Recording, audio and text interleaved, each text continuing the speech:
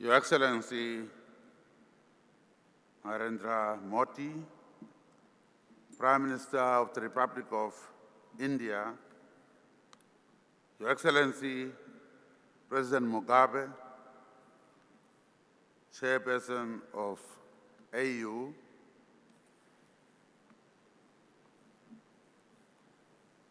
Your Majesties, Excellencies, ladies and gentlemen, on behalf of the government of the Republic of Namibia and on my own behalf, I would like to thank Prime Minister Modi, the government, and the people of the Republic of India for their warm hospitality extended to my delegation. Today's summit, which takes place in the spirit of non-alignment of the Bandung Conference, is an acknowledgement of the shared history between India and Africa. It is no surprise that we continue to enjoy the support of a nation that supported our cause during the struggle against colonialism. The solidarity of the people of India with the people of Africa is epitomized by Mahatma Gandhi, who traversed the streets of Johannesburg on foot in order to champion the cause of oppressed people in South Africa and Africa as a whole.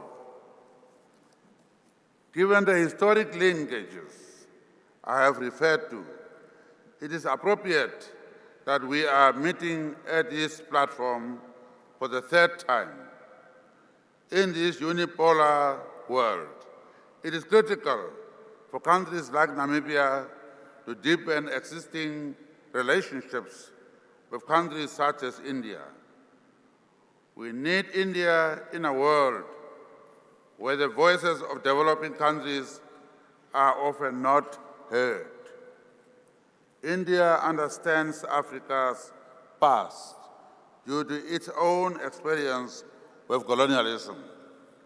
India understands Africa's present and future and has proven that it will always defend Africa's interests at international fora.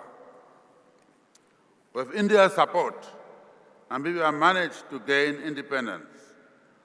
We built strong governance and macroeconomic fundamentals that have been lauded by international experts and rating agencies.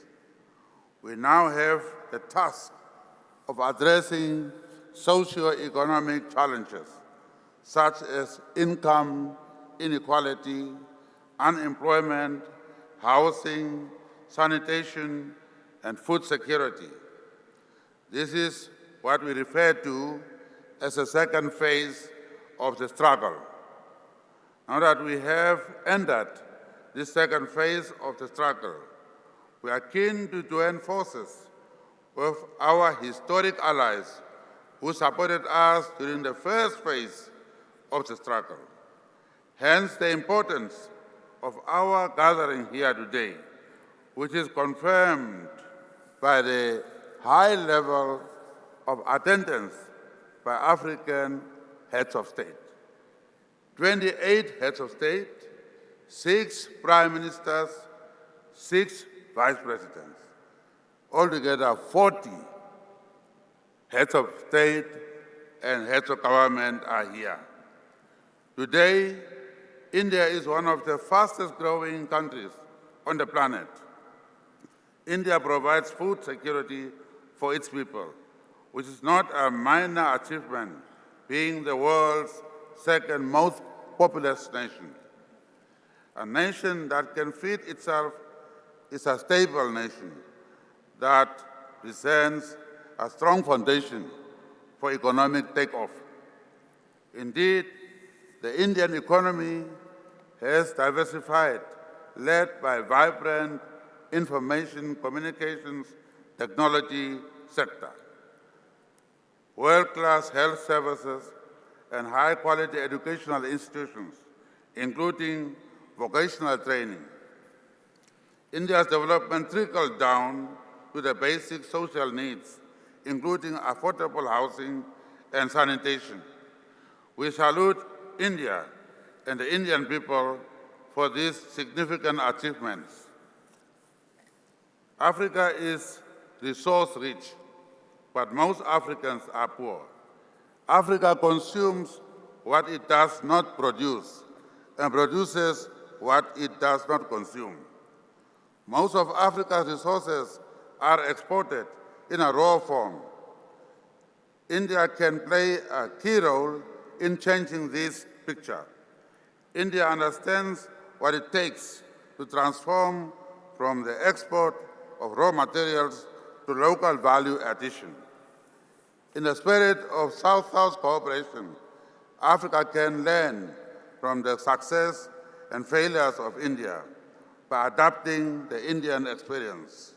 It is through meetings like this that common positions can be thrashed out in a conducive environment without the presence of anti-development forces. The new established BRICS Development Bank is a step in the right direction. We are pleased to note that India will have the presidency of this important bank during the inception phase. It is our assumption that BRICS will not be based on the stringent lending conditions of the Bretton Woods institutions. Many African countries have graduated from being classified as low-income to middle-income countries. With this so-called improved classification, however, comes the challenge of assessing affordable financing. We therefore have high expectations that the BRICS Development Bank will follow a different approach in developmental financing.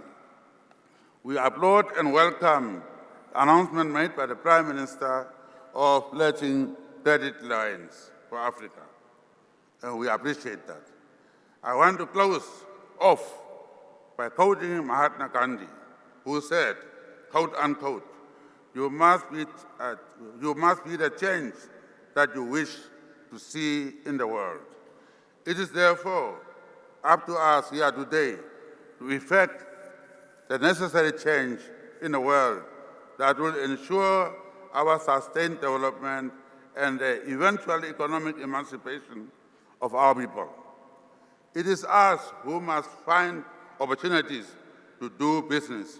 It is us who must develop now new innovations relevant to our needs. It is us who must develop our own narrative to fight poverty and to bring economic liberation to our people. Long live Africa, India, solidarity. I thank you.